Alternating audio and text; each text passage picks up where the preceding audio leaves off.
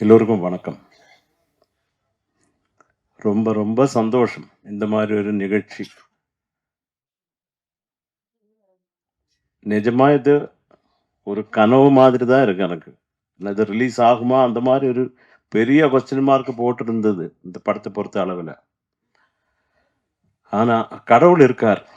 ஒரு நல்ல சமாச்சாரம் வந்து வெளிய வரணும் அப்படின்றது அது இறைவனோட தீர்ப்பு அப்படின்னு நெனைக்கிறேன் நான்.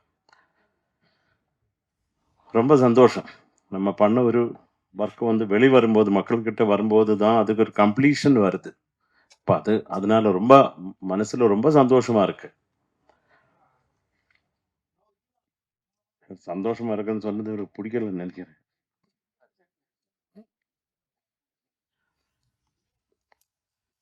அது நிஜம். எனக்கு இப்படி பொய் சொல்லி பழக்கம் கிடையாது. நான் சின்ன சின்ன பொய் சொல்ற ஒரே ஆளு வந்து என்னோட பொண்டாட்டி தான். அது இங்க வந்திருக்காங்க. அதனால அவளுக்கு அது தெரிஞ்ச விஷயம் தான். முதல் சார் உங்களுக்கு தெரியாத ஒரு விஷயம் இந்த மேடையில நான் சொல்ல ஆசைப்படுறேன். ரமேஷா, நீ கூட கேட்டுக்கோடா. ஃபர்ஸ்ட் படம் பெரிய ஒரு அவர் ரெக்கமெண்ட் பண்ணி தான் எனக்கு அந்த படம் வந்தது. கம்போசிங் முடிச்சது. அந்த டைரக்டர் ஒரு பாவம். டியூன் எல்லாம் பண்ணி லிரிக்ஸ் எழுதி சித்ராம்மா, மனோ எல்லாம் தான் பாடுறாங்க. எல்லாம் வந்தாங்க. அப்ப அந்த ப்ரொடியூசர் வந்து ரொம்ப நல்லவரு. நல்ல பளபளான்னு ஒரு ஜுப்பாலாம் போட்டு செமையா இருந்தாரு. அப்ப அவரு ஒரு பாட்டு நம்ம ஒவ்வொரு இன்ஸ்ட்ருமெண்ட் எடுக்கும்போது என்ன வந்து கட்டிப்பிடிச்சு முத்தம் தருவார். என்னாச்சு எதுக்கு இவரு இவ்வளோ முத்தம் தராரு? பார்த்து பாட்டு மொத்தம் முடிச்சு கேட்டுட்டு அந்த மாரி கூட இல்ல. இவரு ஒவ்வொரு ஆக்ஷனுக்கும் அவர் என்ன வந்து ஹக் பண்றாரு, உம்மா தராரு. சரி பாட்டெல்லாம் முடிஞ்சது. ரெக்கார்டிங் முடிச்சு அப்புறம் இவரு ஒரு வெறித்தனமா உம்மா கொடுத்துட்டு இருந்தவரு, இந்த பேமெண்ட் அப்படின்ற டைம்ல அவர காணோம். அவர் எங்க போயிட்டாருன்னு தெரியல. அவரு உம்மா கொடுத்த அந்த எச்சில் எல்லாம் ஏன் கன்னத்திலே இருக்கு. அவர காணோம். இது எங்க போயிட்டாரு இந்த மனுஷன்? இல்லவே இல்ல. எங்கேயோ போயிட்டாரு அவரு. இப்போ கூட நான் மலையாளத்துல படம் பண்ணிட்டு இருக்கேன். கொஞ்சம் கொஞ்சம் இந்த அதியமான் சார் மாதிரி டைரக்டர் கிட்ட கூட ஒர்க் பண்றதுக்கு ஆசை. அவர் இப்போ டெஃபினட்டா நாங்க பண்ணுவோம். எனக்கு ஒரே ஒரு ஆசை தான் ஐயா. எனக்கு இப்போ ஆஸ்கார் அவார்ட் வாங்கணும்ன்னும், இப்போ ரஜினி சார் படம் பண்ணா அதெல்லாம் கிடையவே கிடையாது. நான் சாகறதுக்கு முன்னாடி அந்த ஓடி போனவர ஒரு தடவையாவது பார்க்கணும். ஏன்னா அவ்வளோ உம்மா குடுத்துட்டு, ச்சே! அந்த மாரி யாருமே பண்ணக்கூடாது சாமி. இல்ல அப்போ ஒரு நம்பிக்கை குடுத்து நான் நெனச்சேன் இவரு எனக்கு அந்த பாட்டு புடிச்சிருக்கு. டண்டட டென் டண்டட டென் டன் டட்டடட டட்டடட உம்மாவிலே ஆயிப்போச்சு. ஒவ்வொரு பிட் ரெக்கார்ட் பண்ணும்போது நான் இப்படி இருந்தேன் அப்புறம். இந்த ஆளு வந்து உம்மா தருவாரேன்னு. கடைசியில சேர்த்து வச்சுட்டாரு அவரு. அது ஏதோ அவர் எங்க இருந்தாலும் நல்லா இருக்கட்டும். ஆனா கடைசியா எனக்கு ஒரு தடவை பார்க்கணும் சாமி உங்கள. எங்க இருந்தாலும். என்னது அவரு அப்படி மனசுல இருக்காரு. நெறஞ்சிருக்காரு. அந்த ஜுப்பா கலரு அதெல்லாம். என்ன பண்றது? அந்த மாரி ஏமாற்றங்கள் நெறைய நடந்திருக்கு லைஃப்ல. அதெல்லாம் ஒரு விஷயம் கிடையாது. நான் சும்மா சொன்னேன். இந்த படம் ஒர்க் பண்ணும்போது ரொம்ப ரொம்ப சந்தோஷமா இருந்தது. அதுக்கு முக்கியமான காரணம் சனில் வந்து எனக்கு என்னோட சகோதரன் மாரி நெறைய ஒர்க் அவரோட பண்ணியிருக்கேன். நெறைய அட்வர்டைஸ்மென்ட்ஸ் பண்ணியிருக்கேன். அப்ப அதனால ஒரு ப்ராப்ளம் கிடையாது சனலோட ஒர்க் பண்றது. ஆனா ஒரு பாட்டு ஓகே பண்ணி வரதுக்குள்ள உயிர் போயிடும். அது பரவால்ல. ஏன்னா நான் 180ன்ற படம் பண்ணும்போது ஜெயந்திரா சார் டைரக்டர் அவரு எதுவுமே பேச மாட்டாரு. நம்ம ஒரு டியூன் போட்டா வந்துட்டு இட்ஸ் நாட் வொர்க்கிங் ஷரத். அப்படின்னா அடுத்து என்ன வேணும் அப்படின்றத சொன்னா நம்மளுக்கு புரியும். அப்படியே சொல்லிட்டு போயிடுவாரு. நான் பாட்டு டியூன் பண்ணி ஒரு நாளைக்கு 65 பாட்டு பண்ணியிருக்கேன். இவருக்காக. ஏதா இருந்தா தனனனனன நீ கோரினால் வானம் மாறாதெல்லாம் திடீர்னு ஓகே ஆயிடுச்சு. ஆனா அவரு செம படுத்தல் படுத்துனாரு. அந்த படத்துக்கு டைட்டிலே வேற ஏதோ வச்சிருந்தாரு. ஆனா 180 சாங் கம்போஸ் பண்ணேன் நான். அதனால தான் அதுக்கு 180 வச்சாரு. அவ்வளவோ படுத்தினாரு என்னை போட்டு. இல்ல அதுல கூட சந்தோஷம் எனக்கு. கம்போஸ் பண்றது ஒண்ணு எனக்கு அது ஒரு சந்தோஷத்தோட நான் பண்றது. எனக்கு ரொம்ப இந்த தமிழ் சினிமா அப்படின்னு நினைக்கும்போது நான் ரொம்ப ஆத்மார்த்தமா விரும்புறேன். நான் எப்பவும் சொல்லுவேன் அவரோட ஃபேன் கிடையாது நான். அவரோட ஒரு புரொப்பல்லர் நான். ராஜா சார். இளையராஜா சார்னா எனக்கு அவ்வளோ உயிர். நான் அவரோட காம்போசிஷன் அதெல்லாம் சொல்லவே தேவையில்ல. அவரு அவர்கிட்ட ஒரு பாட்டு பாடணுன்ற ஆசையில கூட தான் வந்தேன் சார் இங்க. ஆனா நடக்கல. அது ரொம்ப வருஷத்துக்கு அப்புறம் இந்த மாதிரி சார் கிட்ட இருந்து ஃபோன் வருதுன்னு சொல்லி என்னோட ஃப்ரெண்ட்ஸ் இருக்காங்க. அவங்க பிரசாத் ஸ்டுடியோல இருந்து கூப்பிடுறா வாடா அப்படி சொல்லிட்டு நான் போகும்போதெல்லாம் இவங்க வழி மறிச்சு அங்க சரவணா பவன் இருந்த முன்னாடி. அங்க காஃபி குடிச்சு எனக்கு அது பண நஷ்டம், சமய நஷ்டம். இருந்தாலும் ஃப்ரெண்ட்ஸுக்காக பண்றது உண்டு. ஒரு நாளைக்கு இந்த மாதிரி கால் வந்தது. பார்த்தா நிஜமா பிரசாத் ஸ்டுடியோ தான்.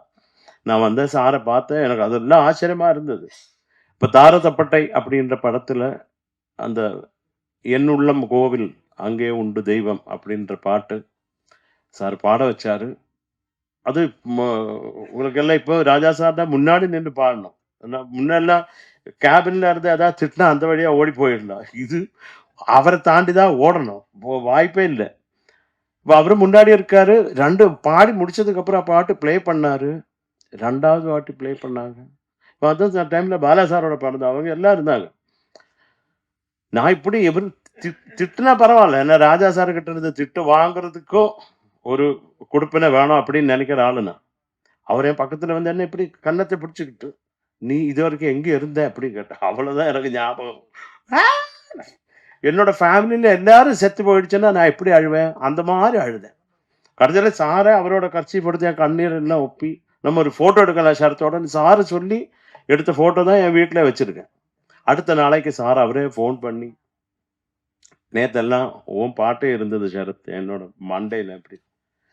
"இசைக்கு வந்து பைசாவால வாங்க முடியாது. தெரியும் தானே?" அப்படின்னு. தெரியும் சார்.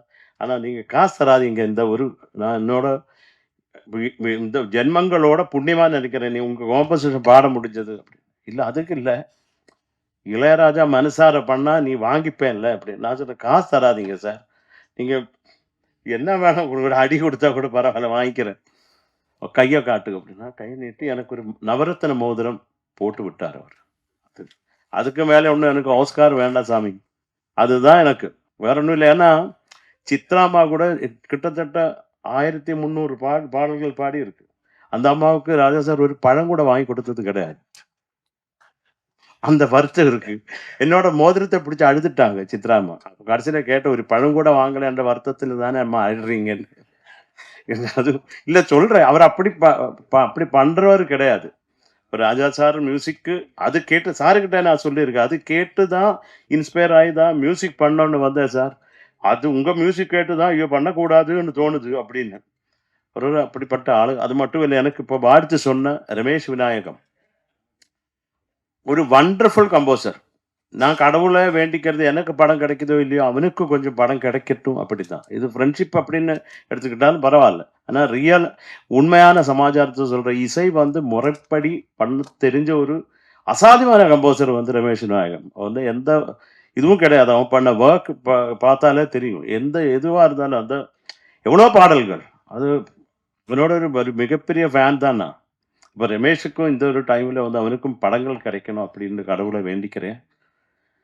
அதியமான் சார பத்தி சொல்லவே தேவையில்ல. அவர் ஒரு சச் எ வண்டர்ஃபுல் பெர்சன்.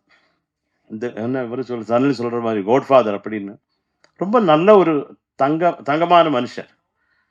அதுல ரொம்ப சந்தோஷம் சார் எனக்கு. உங்கள பார்த்ததுல, உங்களோட பழகுனதுல ரொம்ப ரொம்ப ஒரு ஒரு ஆத்மார்த்தம் இருக்கும். ரொம்ப உண்மையா சொல்றேன். நான் பொய் சொல்ல மாட்டேன் சார். நல்லவர். நீங்க எப்பவும் நல்லவராவே இருங்க. என்னன்னு நெனச்சுக்கங்க இடையில. Athiyaman sir, I love you. അതുമാതിരി സനലിൽ சொல்ல தேவையில்லை. சனல் மலையாளத்திலல்ல സംസാരിക്കാൻ പോകുന്നത്. சூப்பர். அப்ப எல்லோருக்கும் எல்லாம் கடவுள் வந்து எல்லாம் நல்லதும் தரட்டும் அப்படின்னு இறைவனை வேண்டிக் கொள்கிறேன். இப்ப எல்லாருக்கும் புத்தாண்டு நல்வாழ்த்துக்கள். ஜனவரி தானே பரவாயில்ல சொல்லலாம். ஹாப்பி பொங்கல் எல்லாம். வர கிறிஸ்துமஸ் வாழ்த்துக்கள் கூட சொல்லிடுறேன். இப்ப எல்லாம் இந்த படம் வெற்றி அடையணும். அது இப்ப நான் பண்ணதுனால சொல்லல சாமி. நல்ல நல்ல ஒரு ஒரு என்ன சொல்றது? ஆத்மார்த்தமா சொல்றேன். அது ஒரு ஒரு படம் சில படம் பார்க்கும்போது ஏன்டா இதுக்கு நம்ம வந்து ஒத்துக்கிட்டோன்ற மாதிரி இருக்கும். இது வந்து என்ஜாய் பண்ணி பண்ண படம் தான். நல்லா இருக்கும். எல்லோருக்கும் பிடிக்கும். ரொம்ப பாசிட்டிவான படம் தான். இப்ப எல்லோரும் அதுக்கு தான் நாங்க வேண்டிக்கிறோம். உங்ககிட்ட மக்கள்கிட்ட ரீச் ஆகணும் இந்த படம். அதுதான். அது ஒரே ஒரு பிரார்த்தனை தான். எல்லோருக்கும் ஐ லவ் யூ.